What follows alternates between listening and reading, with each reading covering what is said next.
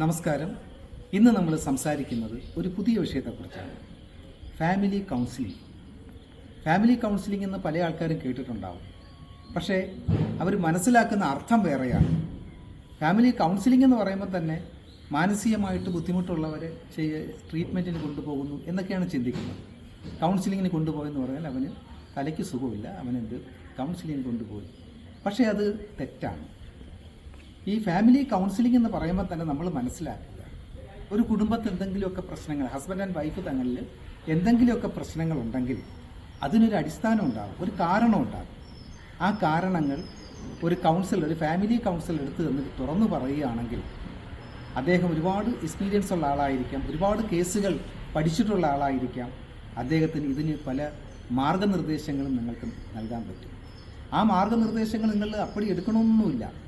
നിങ്ങൾക്ക് മനസ്സിലാകുമ്പോൾ നിങ്ങൾക്ക് അതിൽ നിന്ന് ഇഷ്ടമുള്ള വഴികൾ തിരഞ്ഞെടുക്കാം. അതിനുവേണ്ടി നിങ്ങളെ നല്ല വഴിക്ക് കൊണ്ടുപോകുന്ന ഒരു വ്യക്തിയാണ് ഫാമിലി കൗൺസിലർ എന്ന് പറയുന്നത്.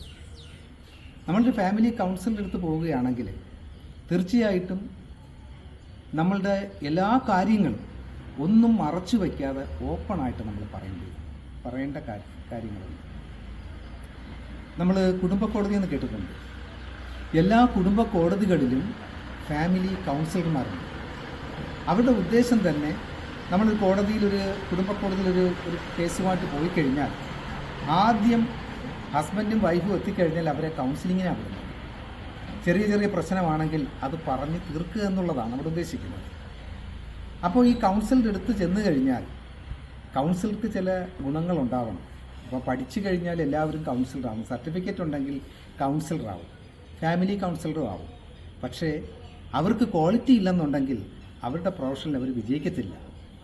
ഇന്ന് നമ്മൾ കണ്ടുവരുന്ന പല കുടുംബ കോടതികളിലുള്ള കൗൺസിലർമാർ അവർ ആ ക്വാളിറ്റി ഉള്ളവരെ നമ്മൾ കാണുന്നില്ല എന്നുള്ളതാണ്. അതുകൊണ്ട് തന്നെ ഫാമിലി കോടതിയിൽ വരുന്ന പല കേസുകളും കൗൺസിലിംഗിൽ വഴി ഒരുമിച്ച് പോകാനുള്ള സാധ്യത കുറവാണ്. ഒരു കൗൺസിലർ എന്ന് പറഞ്ഞാൽ അദ്ദേഹത്തിൻ്റെ ഒരു ഗുണമെന്ന് പറഞ്ഞാൽ, അദ്ദേഹത്തിൻ്റെ ഒരു ക്വാളിഫിക്കേഷൻ എന്ന് പറഞ്ഞാൽ മുമ്പിലിരിക്കുന്ന കക്ഷികളെ കേൾക്കുക എന്നുള്ളതാണ്. അവർ പറയുന്നത് മൊത്തം കേൾക്കണം. ചിലപ്പോൾ ഒരു ദിവസം കൊണ്ട് പറഞ്ഞു തീരത്തില്ല, അടുത്ത ദിവസം കൊണ്ട് പറയുന്നതും കേൾക്കണം. അങ്ങനെ കേട്ടതിന് ശേഷം നമുക്ക് വേണമെങ്കിൽ പല സജഷൻ പറഞ്ഞു കൊടുക്കാം. ഇവർ ഈ കാര്യങ്ങളൊക്കെ നമ്മളോട് തുറന്ന് പറയണമെങ്കിൽ തന്നെ ഈ കൗൺസിലറും ഈ നമ്മുടെ മുമ്പിൽ കൗൺസിലിങ്ങിന് വന്നിരിക്കുന്ന ആളുമായിട്ട് അവിടെ മാനസികമായിട്ടൊരു പൊരുത്തം ഉണ്ടാക്കിയെടുക്കണം. അതിനെയാണ് റാപ്പോ ബിൽഡിംഗ് എന്നൊക്കെ പറയുന്നത്. എന്നാൽ ഈ ഇരിക്കുന്ന വ്യക്തിക്ക്, കൗൺസിലിങ്ങിന് വന്നിരിക്കുന്ന വ്യക്തിക്ക്, അദ്ദേഹത്തിന് തോന്നണം ഈ കൗൺസിലർ എന്നെ സഹായിക്കാനിരിക്കുന്ന ആളാണ്, അദ്ദേഹം എൻ്റെ ഒരു ഭാഗമാണ്, അദ്ദേഹത്തിനോട് ഞാൻ എല്ലാം തുറന്നു പറഞ്ഞാൽ ഒരു പക്ഷേ എൻ്റെ ജീവിതത്തിൽ ഒരു പുതിയ വഴിത്തിരിവുണ്ടാകും എന്നൊക്കെ അദ്ദേഹം വിശ്വസിക്കണം. അപ്പോൾ ഇന്ന് പല കൗൺസിലർമാരും ഇങ്ങനെ ഈ രീതിയിലൊരു മുമ്പിലിരിക്കുന്ന കക്ഷിയുടെ എല്ലാ കാര്യങ്ങളും കേൾക്കാൻ ചെവി കൊടുക്കില്ല. അവർ ഓടിച്ചെന്തെങ്കിലുമൊക്കെ നിങ്ങൾക്ക് ഒരുമിച്ച് ജീവിക്കാൻ പറ്റുമോ, എന്താണ് കാരണം, ഇനി ഒരു ജീവിതമല്ലേ ഉള്ളൂ, നിങ്ങൾ ഒരുമിച്ച് പോകണം എന്നൊക്കെ പറഞ്ഞ് ഒരു പെട്ടെന്ന് ആ കൗൺസിലിംഗ് അങ്ങ് തീർക്കുക ചെയ്യുന്നത്.